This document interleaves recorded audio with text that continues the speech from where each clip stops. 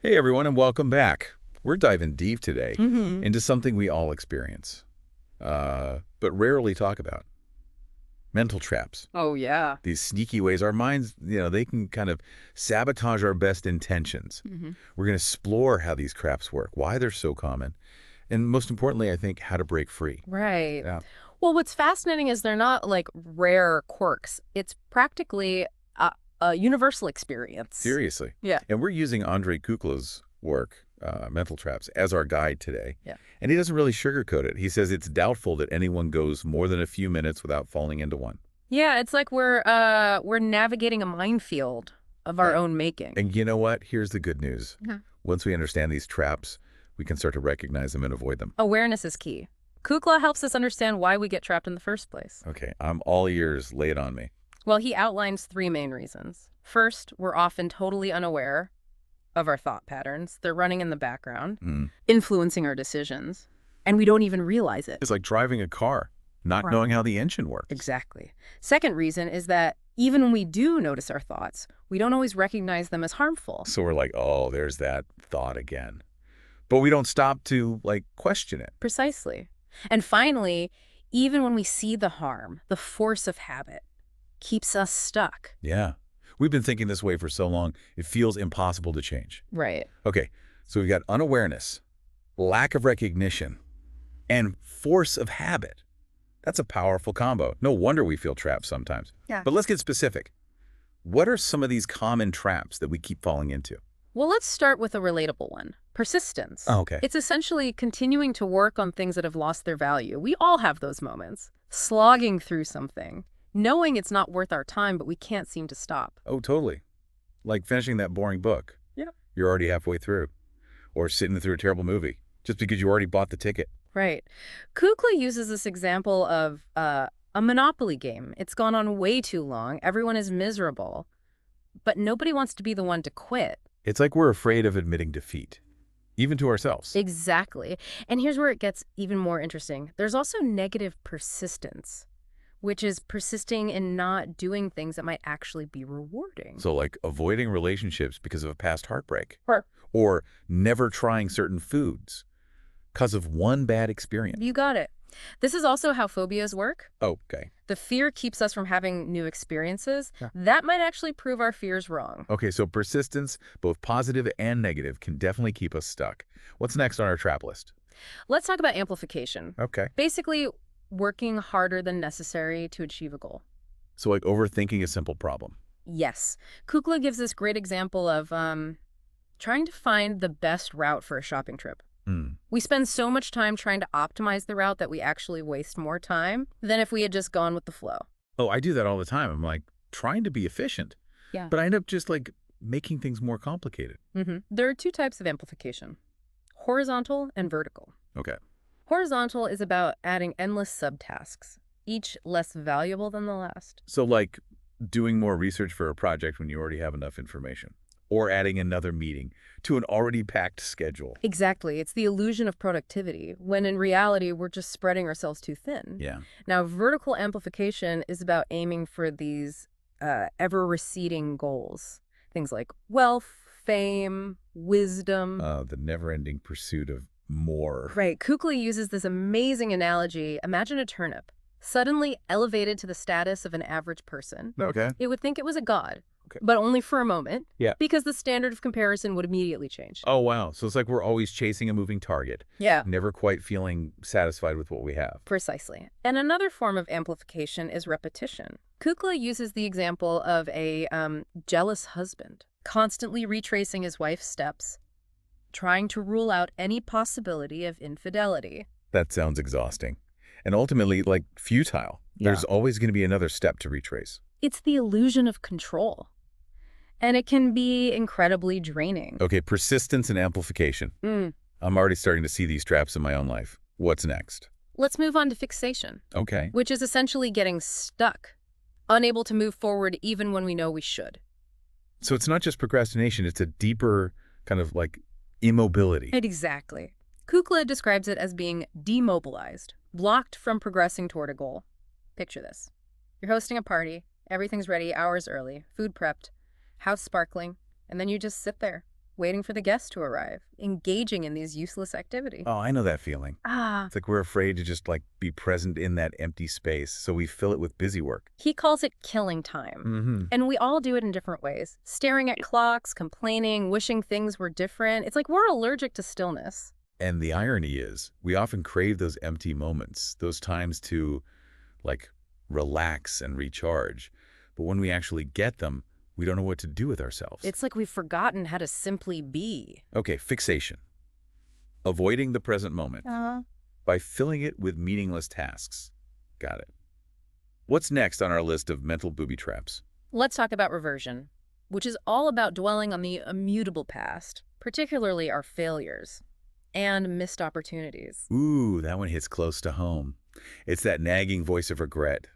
The what-ifs and if-onlys that keep us stuck in the It's past. like missing a movie you really wanted to see and then continuing to dwell on it, even though there's nothing you can do to change it. Yes. Wait. Or replaying a conversation in your head, wishing you had said something differently. It's like we're trying to rewrite history, but it's a losing battle. And here's a key difference between fixation and reversion. Reversion never ends by itself. Oh, The past is fixed, so we can literally spend the rest of our lives dwelling on it, accumulating this ever-growing stockpile of regrets. that's a sobering thought. It makes you realize how important it is to learn to let go of the past Yeah, and focus on what we can control in the present. absolutely. Dwelling on the past keeps us from fully engaging with the present moment and creating a better future. Okay, so we've covered persistence, amplification, fixation, and reversion, 4 down, and a few more to go. But I think we need a little break before we dive into the rest. You know, it's fascinating how interconnected these mental traps are. And speaking of connections, the next trap we're going to explore, anticipation, Okay. often stems from those tendencies to overplan and dwell on what might happen. Okay, anticipation. I have a feeling I know where this is going. Is it that feeling of constantly worrying about the future? Trying to, like, control every possible outcome? You're on the right track. Anticipation is basically starting too soon, working on things that could be more easily or effectively done later. Yeah. It's like we're trying to pre-live our lives. Mm. And in the process, we miss out on the actual experience. Oh, I'm so guilty of that. Like pre-writing emails for every possible scenario. Right. Or packing for a trip weeks in advance, even though I might change my mind 100 times before I actually leave. Kukla uses this humorous example of someone writing replies to both a job acceptance and a rejection before they even hear back from the employer. I can totally see myself doing that. It seems efficient, but it's actually just creating like unnecessary stress and work. Exactly.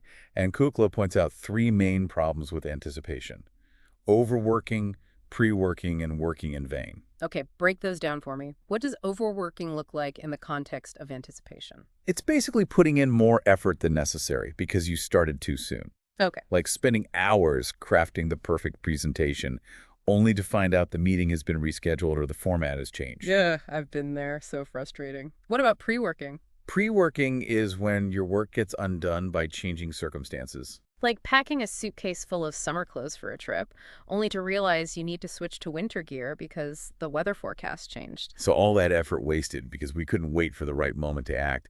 And what about working in vain? Working in vain is when the goal itself loses its value before we reach it. Okay. Imagine spending years working towards a promotion only to realize that you actually want a completely different career path. Wow, that's a big one. It makes you realize how important it is to be flexible and adaptable, to allow for the possibility that our goals might change over time. Absolutely. And here's where anticipation gets really interesting. It can actually tie into our deepest fears and anxieties. Kukla references that classic quote, "Call no man happy until he is dead," to highlight how prejudging the quality of life can lead to unhappiness and even despair. That's a powerful point. It's like we're constantly trying to predict how things will turn out, and in the process, we miss out on the beauty and possibility of, like, the present moment. And, you know, there's a specific type of anticipation that's incredibly common and insidious. It's called one-step anticipation. One-step anticipation. What's that all about? It's that constant need to know what's next, Uh-huh. even when we're in the middle of something else. Think about planning dinner while driving, Oh, yeah. or mentally composing emails while you're supposed to be having a conversation with a friend. Oh my gosh, yes. I do that all the time. It's like my brain is always one step ahead, unable to fully focus on the present moment. It's a form of mental multitasking that ultimately diminishes our enjoyment of everything. We're never fully present, always rushing towards that next thing. So anticipation is basically the enemy of being present and engaged. It's like we're living in a perpetual state of what if instead of embracing the what is. Exactly. And what's ironic is that anticipation is often mistaken for a virtue. You know, that whole don't put off until tomorrow what you can do today mentality. But in reality, it can make life a lot more stressful and ultimately less fulfilling. It's like we're so focused on getting to the destination that we forget to enjoy the journey. Beautifully put. And, you know, anticipation often leads to another trap that keeps us stuck in that cycle of stress and dissatisfaction. It's called resistance. Resistance. Okay, so we're anticipating what might happen, we're pre-living our lives, and now we're resisting. What exactly? Resistance is about clinging to a current task when it's clearly time to switch to something more important or urgent. So like when you're engrossed in a project and you know you need to leave for an appointment, but you keep telling yourself 5 more minutes Yeah, until it's too late. that's a perfect example. Kukla uses the story of someone who continues grading papers even though they need to go to the store before closing time. Yeah. Their resistance to changing course leads to a negative consequence. It's like we're so attached to our plans, our routines, that we resist anything that might, like, disrupt them, even if it's for our own good. You've got it. And Kukla highlights three main scenarios where resistance really trips us up: emergencies, opportunities, and interruptions. Okay, let's unpack those. Emergencies seem pretty self-explanatory. You have a flat tire, a pipe bursts, you need to act quickly, and resistance can literally be dangerous. Exactly. It's that deer in the headlights moment Yeah. where we freeze up instead of taking action. But resistance to opportunities is where things get really interesting. Because those are the moments where we could potentially gain something amazing, but our resistance keeps us stuck in the familiar. Precisely. Imagine you finally get around to that big house cleaning project you've been putting off, and Yeah. suddenly you get an invitation to a once-in-a-lifetime event. Oof, that's a tough one. Part of me wants to seize the day, but the other part feels obligated to finish the cleaning, even though it's not really that urgent. It's that fear of missing out on something good, but also the fear of disrupting our carefully crafted plans. So how do we overcome resistance in those moments? How do we know when to let go of the old and embrace the new? It's about asking ourselves what's truly important, what aligns with our values and goals. Are we letting resistance rob us of joy and new experiences? And what about interruptions? Are those just mini emergencies that throw off our carefully crafted schedules? They can be, but they can also be opportunities in disguise. It's all about how we choose to perceive them. So that phone call that pulls us away from our work might actually lead to a new connection or a creative breakthrough. Exactly. But if we're so resistant to being interrupted, we'll never know what we might be missing. You know, it seems like resistance is often tied to anticipation. We resist interruptions because they disrupt the scenarios we've already created in our minds. That's a brilliant observation. It's like we're holding on to our pre-planned scripts, Yeah. and anything that deviates from that feels threatening. But there's another trap that's closely related to both resistance and anticipation. It's called division. Division. Okay, I have a feeling this is a big one. Is this about multitasking? Trying to do too many things at once? Because guilty as charged. That's a perfect example. Division is essentially trying to attend to two things at once that both require our conscious attention. Yeah. And as you've probably experienced, it leads to inefficiency and diminished enjoyment of both activities. Oh, absolutely. It's like my brain is split in two, and neither half is getting the full picture. I'm constantly switching back and forth, never fully present in either task. And what's really unfortunate is how division undermines our capacity for pleasure. Imagine trying to savor a delicious meal while also stressing about work deadlines. Yeah. You're not truly present in either experience. It's like we're always on, but never fully in anything. Always connected, but never fully engaged. And you know that tendency to save the best for last is a classic symptom of division. Oh, tell me about it. I'm the queen of delaying gratification, always pushing the good stuff off to some future moment that never seems to arrive. But think about it. If we weren't dividing our attention, we could enjoy things anytime. Right. We create this artificial scarcity of pleasure by constantly putting it off. It's like we're telling ourselves we don't deserve to be happy in the present moment. And as we've seen with resistance, division often arises from either anticipation or resistance. We take on something new before finishing or letting go of the old, and that creates that split in our attention. So it's a vicious cycle. We anticipate, we resist, we divide. No wonder we feel so scattered and stressed. And there's another trap that's closely connected to both division and anticipation. It's called acceleration. Okay. Acceleration. Mm. Does this have to do with that feeling of always being rushed, always trying to cram more into less time? You're right on target. Acceleration is basically acting at a faster than optimal rate, often making mistakes or missing out on the experience because we're in such a hurry. So like rushing through a repair job and making it worse, or Yeah. speeding through a meal without even tasting it. Exactly. And it often stems from that division we were just talking about. We rush to get through one thing to get to another, Right. constantly chasing that elusive feeling of being caught up. And in the process, we sacrifice quality, enjoyment, and connection. It's like we're on a perpetual treadmill, but we never actually get anywhere. That's a great analogy. And Kukla talks about two types of acceleration. There's rushing towards something pleasant, like dessert or a date, Yeah. and then there's rushing to get an unpleasant task over with, like a stack of bills or a dreaded phone call.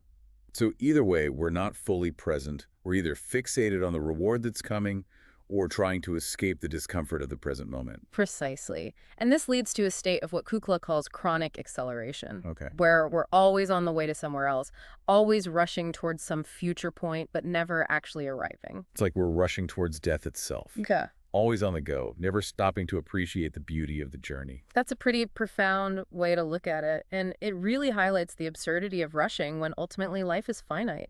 If there's no escape from the end, why not savor the experience along the way?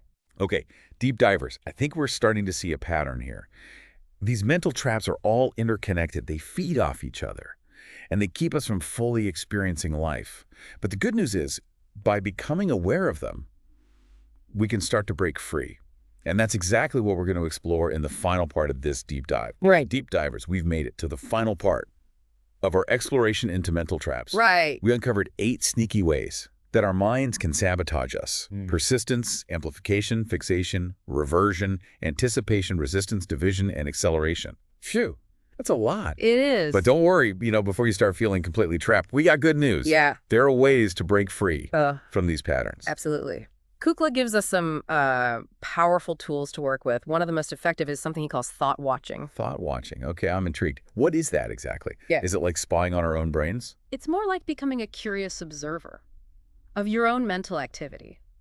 Imagine you're sitting by a stream watching the water flow by. You notice the leaves, the twigs, the ripples. You don't try to stop them or change them. You simply observe. Thought watching is similar. You simply notice your thoughts as they arise, without judgment, without trying to control them. Sounds a bit like meditation. There are definitely similarities. Both practices cultivate a sense of detachment, a stepping back from the constant chatter of the mind. But with thought watching, the focus is specifically on your thoughts. You're not trying to clear your mind. You're simply becoming aware of the constant stream of mental activity. Okay, I'm trying to picture this. I'm sitting here trying to watch my thoughts. But isn't that a thought in itself? It feels a bit like a mental pretzel. It can feel that way at first. Our minds are used to being in control, to analyzing, problem solving. So the simple act of observation can feel strange, even a bit frustrating. So how do we actually do thought watching? What are the practical steps? Well, you find a comfortable position, close your eyes if you like, and gently turn your attention inward. Notice whatever thoughts arise, words, images, feelings, even just vague sensations. The key is to not engage with them. Don't try to change them. Just observe them as they come and go. What if I get distracted? Start thinking about what I'm having for dinner or that email I need to send. That's completely normal. The mind loves to wander. When you notice yourself getting pulled away, gently guide your attention back to the practice. It's like training a puppy. It takes patience and repetition. Okay, so it's a practice, Yeah. not a perfection thing. Got it. But even if we get good at thought watching, won't those mental traps still be there, lurking in the shadows, ready to trip us up? Oh, absolutely. In fact, you might even start to notice them popping up during your thought-watching practice. Oh, really? That's kind of trippy. I'm trying to be mindful, and suddenly I'm amplifying a random thought about my grocery list. Exactly. You might find yourself persisting in trying to figure out a problem that arises in your mind, or anticipating what thought will come next. That's why thought watching is an ongoing practice. It's about cultivating that meta-awareness, that ability to observe even your attempts to control or manipulate your thoughts. So it's like a game of mental hide and seek. Those traps are sneaky, but the more we practice thought watching, the better we get at spotting them. That's a great way to put it. And as you get more skilled at noticing those traps, you start to see how they're keeping you stuck. That's where liberation comes in. Liberation. Sounds a bit dramatic. Maybe, but it's fit. Think about it. We spend so much time trapped in these cycles of overthinking, overworking, anticipating, resisting. Liberation is about breaking free from that, about finding a new way of being in the world. Okay, I'm intrigued. What does this liberated life actually look like? Paint me a picture. It's about letting go of the illusion of control. So much of our suffering comes from the belief that we need to be in control, that if we're not constantly, managing and manipulating things, everything will fall apart. Oh, that's so true. It's like we're afraid to trust that life can unfold without our constant intervention. Exactly. Kukla tells this funny story about a company of angels coming down to escort us to heaven. Even then, we might procrastinate, thinking of all the things we need to do before we can go. It's a perfect illustration of how attached we are to control. It's like we're addicted to complexity. We think we need all these elaborate plans and strategies to navigate life, when in reality, things often work out just fine on their own. Right. And that brings us to the switching problem. It's knowing when to let go and when to step in. When do we trust our instincts and when do we engage our rational minds? That is the million-dollar question. How do we find that balance? Kukla suggests the practice of attentiveness. It's about bringing your full attention to whatever you're doing, whether it's washing the dishes, having a conversation, or working on a project. Okay, so attentiveness is about being present, engaged, in the flow of the moment, no matter what that moment holds. Yes, and it's not about forcing yourself into a particular state. It's about noticing where your attention is and gently guiding it back to the task at hand. So thought watching helps us become aware of the traps, and attentiveness helps us navigate the world in a more present and responsive way. That's it. And the amazing thing is that these practices can work together. As you become more attentive, you'll naturally start to notice those mental traps as they arise. And as you get better at thought watching, you'll find it easier to be present and engaged in whatever you're doing. So it's like a virtuous cycle. The more we practice, the more we liberate ourselves from those limiting patterns of thought. Exactly. And who knows what becomes possible when we free up all that mental energy. Well, that's something for you to explore. We've given you the map, the tools, and the inspiration. Now it's up to you to chart your own course. See what happens when you start paying attention to your mental traps. And remember, it's a practice, not a perfection thing. Happy diving.